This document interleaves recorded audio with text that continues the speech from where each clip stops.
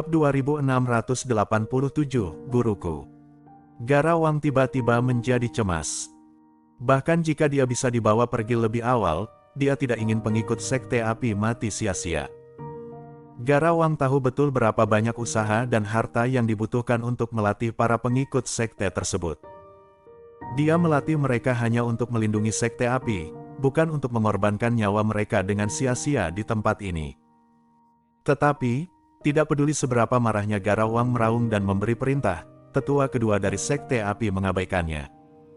Sebagai tetua kedua sekte api, dia yakin bahwa dirinya memenuhi syarat untuk menantang kota Bahur. Sekarang, Gara Wang terluka parah, dan murid lainnya dipukuli hingga meninggal. Dia berpikir jika dia tidak membalas dendam hari ini, dia tidak layak menjadi tetua kedua dari sekte api. Beberapa murid sekte api tentu saja mendengarkan kata-kata tetua kedua sekte api. Mereka juga yakin bahwa Gara Wang mengalami geger otak, jadi mereka membawa Gara Wang pergi dengan paksa. Lagi pula, selama bertahun-tahun, ketua sekte muda mereka tidak pernah sepengecut seperti sekarang. Bahkan ketika dia bertemu dengan para pemimpin sekte besar itu, dia tidak takut sama sekali dan selalu bertindak sangat mendominasi.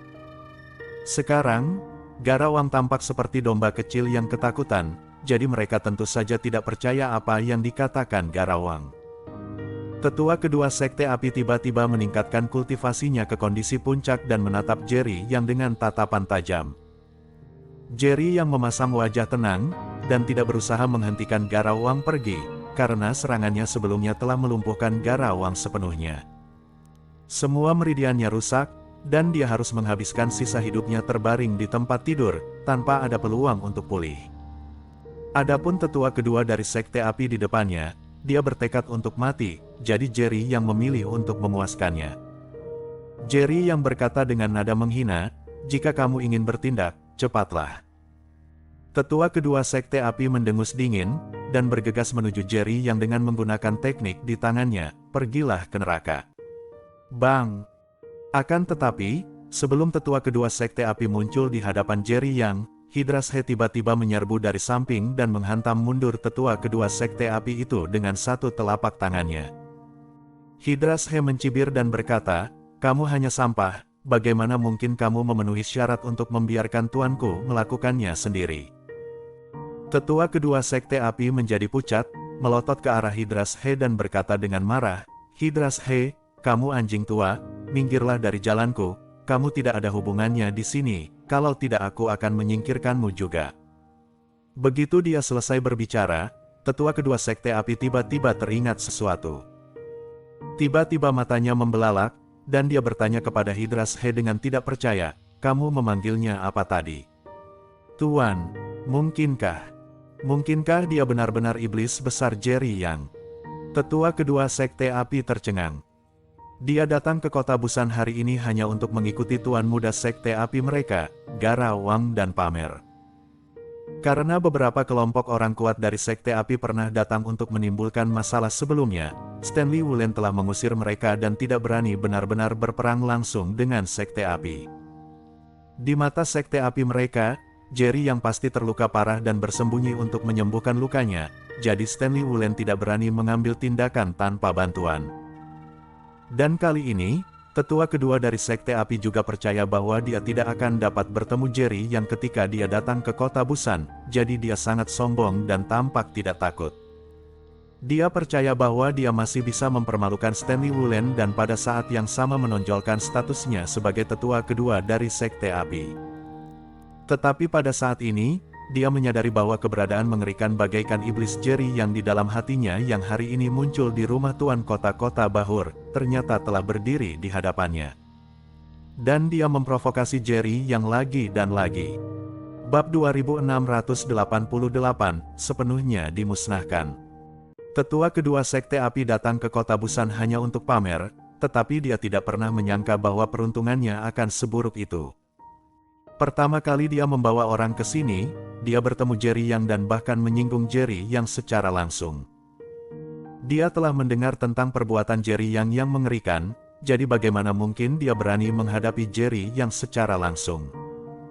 Pada saat ini, Tetua kedua dari Sekte Api yang arogan merasa menyesal karena tidak mengikuti perintah Garawang dan segera pergi. Jelas sulit untuk pergi sekarang. Hidrashe melihat ketakutan di mata tetua kedua Sekte Api dan mencibir, "Oh, apakah kamu takut sekarang?" Tetua kedua dari Sekte Api juga merupakan orang yang mencintai gengsi, jadi dia tidak mau mengakuinya. Dia masih berkata dengan keras kepala dan arogan, "Takut. Haha. Bahkan jika dia benar-benar Jerry Yang, lalu kenapa? Aku datang ke kota Busan hari ini hanya untuk memelintir leher Jerry Yang dengan tanganku sendiri. Karena dia ada di sini hari ini, aku akan membunuhnya secara langsung." Hidrashe tersenyum dingin dan menggelengkan kepalanya, merasa tidak berdaya menghadapi perilaku bunuh diri dari tetua kedua Sekte Api. Kalau begitu, jangan pernah berpikir untuk pergi hidup-hidup hari ini. Hidrashe tidak lagi menunjukkan belas kasihan dan auranya tiba-tiba meningkat. Dia tidak akan pernah membiarkan siapapun yang ingin membunuh tuannya hidup. Para pengikut Sekte Api yang berdiri di sana menunjukkan rasa takut saat mereka melihat dua pria kuat itu saling bertarung. Bagaimanapun, mereka semua tahu kekuatan Hidrashe. Dia adalah eksistensi mengerikan yang telah mencapai puncak alam surgawa tingkat ke-6. Dan tetua kedua mereka hanya mampu mencapai puncak alam surgawa tingkat ke-6 setelah melakukan teknik rahasia. Benar saja, begitu kedua pria itu mulai bertarung, tetua kedua Sekte Api mengalami kerugian dan dipaksa mundur berulang kali oleh Hidrashe. Di rumah Tuan Kota, debu tiba-tiba beterbangan. Para pendekar dengan tingkat kultivasi yang lebih rendah merasa iri dengan kekuatan keduanya dan bertanya-tanya dalam hati kapan mereka akan mampu mencapai tingkat ini.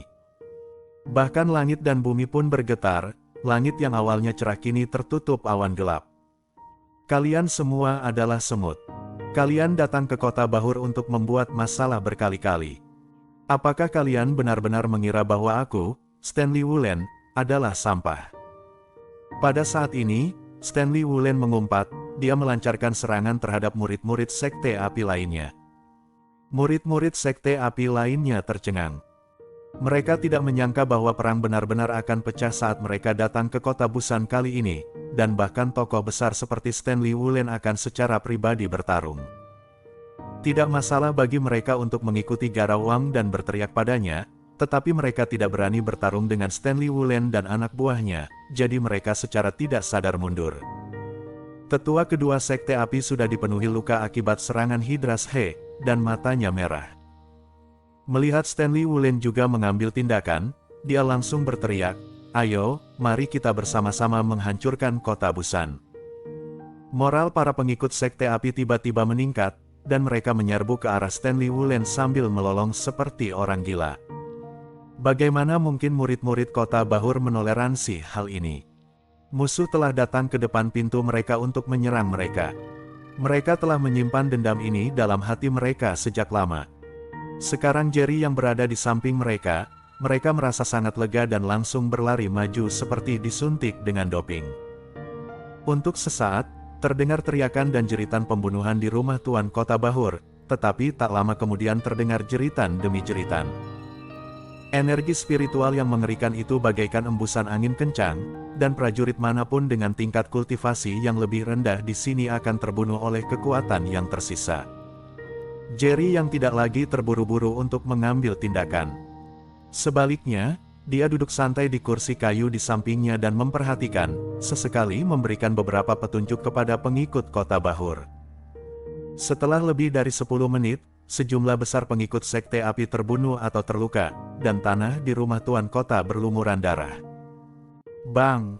Tetua kedua yang arogan ditampar oleh Hidrashe lagi dan jatuh langsung di kaki Jerry Yang.